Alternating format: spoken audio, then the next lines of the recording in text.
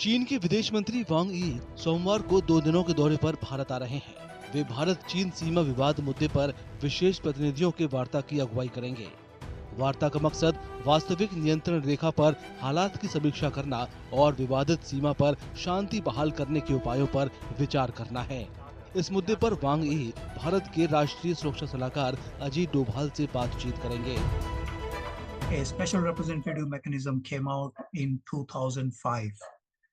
Um, Before that, the foreign secretary used to deal with the territorial dispute discussions.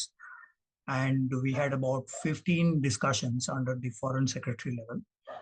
So a new institution was created, the special representatives, which in our parlance will be led by the national security advisor, and in the Chinese case, the foreign minister, or generally the state counselor.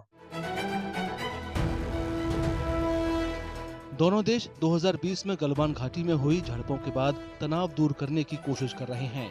इसी सिलसिले में ये वार्ता हो रही है। उस झड़प में दोनों ओर के सैनिकों की जान गई थी और आपसी विश्वास काफी कम हुआ था। हालांकि टकराव वाली कई जगहों से सैनिकों की वापसी हो गई है, फिर भी तनाव पूरी तरह खत्म नहीं हुआ है। इस महीने के अंत में SCO शिखर सम्मेलन होना है। वार्ता के जरिए इस बात की भी नींव रखी जाएगी कि शिखर सम्मेलन में हिस्सा लेने के लिए प्रधानमंत्री मोदी चीन दौरा करें।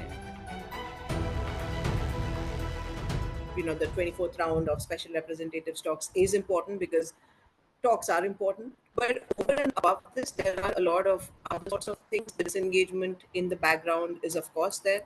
And the fact that now the US, which India sees as a strategic partner, is engaging in some certain sorts of malicious economic practices.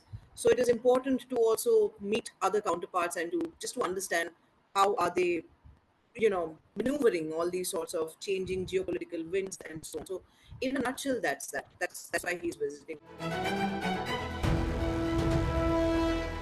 2 दिनों की यात्रा के दौरान वांग यी विदेश मंत्री S जयशंकर से भी मुलाकात करेंगे। दोनों पक्ष नए सिरे से आपसी रिश्तों को सुधारने और सामान्य बनाने की कोशिश कर रहे हैं। इसके तहत यात्रा और राजनयिक संबंध बहाल करना भी शामिल है।